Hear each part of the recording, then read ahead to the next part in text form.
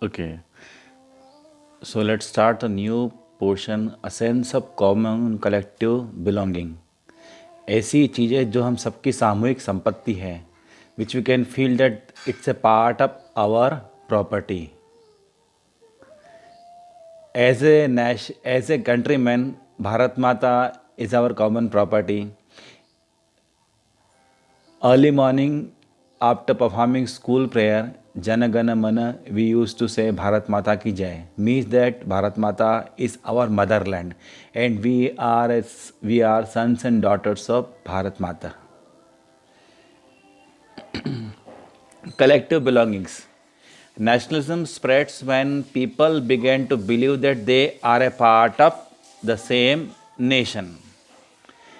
देश में राष्ट्रीयता की भावना तब फैलती है जब वो ये महसूस करते कि वो इस मदरलैंड का पार्ट है. The sense of collective belonging come partly through the experience of United struggles. जब हम साथ में किसी चीज़ के खिलाफ संघर्ष करते हैं, then this feeling comes under in our heart. For example, what is our common property as a nation? For example, history and fictions, they are our common property. Folklores and songs, like for example, Jana Gana Mana, Vande Mataram, then another folklore we can talk about. They are a part of our common property. Popular prints and symbols all played a part of the making of nationalism. इन सबसे राष्ट्र बनता है. Then you have the image of Bharat Mata is one of the common structure. First time it was came in the mind of Avanindranatھ Tagore, who portrayed a picture Bharat Mata. This was the one of the example of your right hand side ascetic figure. Bharat Mata is left hand side. Bharat Mata is located in ascetic figure. This figure was portrayed by Bankim Chand Chattopadhyay in 1817. He wrote Vande Mataram as a hymn or song to the motherland. Later it was included in a famous novel Anandamath. Anandamath basically a book belonged to Sannyasi revolt. The peasants of Sannyasis of 1865, they protested and they participated in the struggle against the British rule, and it was written by Bankim Chandra. Then a folklore is another important contribution. Folklore, the idea of nationalism also developed through a movement of revived Indian folklore. It was a time when the folklore was collected by various persons in different parts of the country, and they poured into one single one. So they gather folklores and legends. Then this tells us believed gave a true picture of traditional culture that had been corrupted and damaged by the outside of the forces. It was essential to preserve this folk tradition in order to discover one's national identity and restore a sense of pride of one's past. In Bengal, Rabindranath Tagore particularly began collecting ballads and nursery rhymes, maths, and led to the movement of the folk revival. In Madras, Natisha Shastri published a massive 4-volume collection of Tamil folk tales, the folklores of South India. This is one of the famous books that was collected during the area around Madras regions. He believed the folklore was national literature. It was the most trustworthy manifestation of people's real part and characteristics. Then a flag. On 15th August and 26th January, we unfold the national flag, or every day in common buildings, national flag unfold. The flag went on ever changing. You can see the various portions of flags in our country. They made a lot of changes in as time passes, or various moments. These flags give a variety of culture and variety of, like 1947 we got this flag and we are seeing this flag up to the independence. But before this, there are various flags were used by the nationalists to show their devotion towards the motherland. As a symbol of the national movement, developed nationalist leader became more and more aware about such icons and symbols, which is a unifying people and inspiring them into the feeling of nationalism. झंडा ऐसा होता है जो सबकी property होती है, जिसको हम सब साथ में लेके चलते हैं. तो नेशनलिज्म में इसमें इसका कंट्रीब्यूशन सबसे बड़ा है. During the swadeshi movement in Bengal, tricolour flag red, green and yellow was designed as its heads of daughters, as its heads and daughters representing 8 provinces and of British India, and the crescent moon representing the Hindu and Muslims. Why in 1921 Mahatma Gandhi had designed the Swaraj flag. It was designed to show the symbol of Swaraj, the show the symbol of slavery, and to overcome it in the form of Swaraj flag. It was again tricolor, green, white, and red, green, and white. Had a spinning wheel and a center representing the Gandhian ideal of self-help. Carrying this flag, holding aloft during mergers, become a symbol of defiance.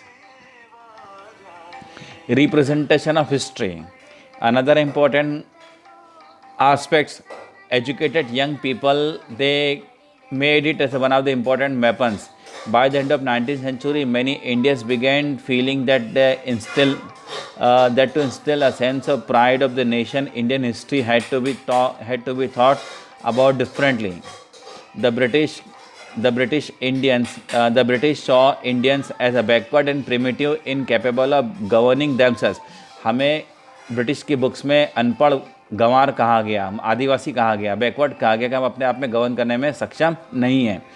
In response, Indian began looking to the past to discover the great achievements of our country.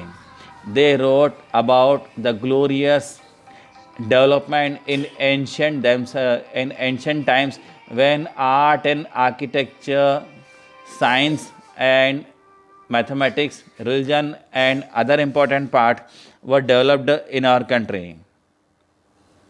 That is a common belonging, that was means that overall development was there in our country. This was happened in Gupta dynasty empire and Mauryan dynasty empire, where country was flourishing, all round development was there. Because of this development, India was called golden bird.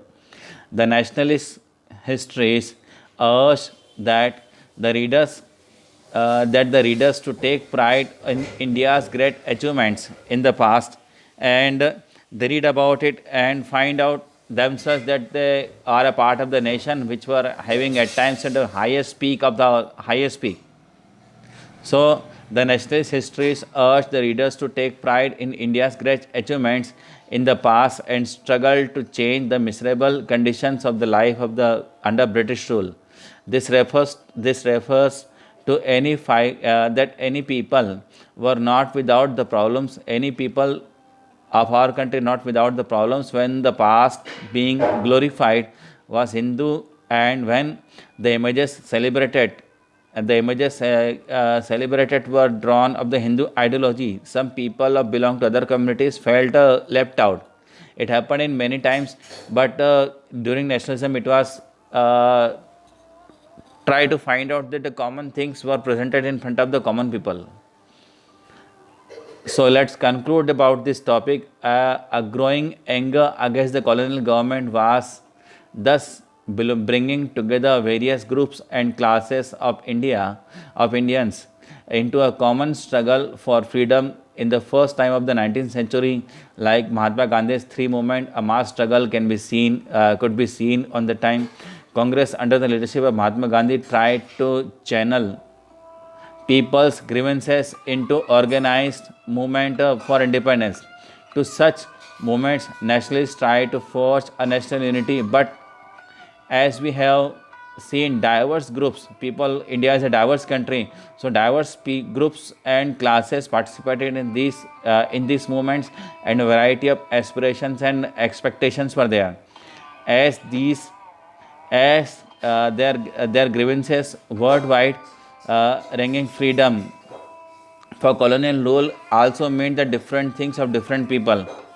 Congress continuously attempt to resolve differences and ensure that the demand of one group did not alienate others.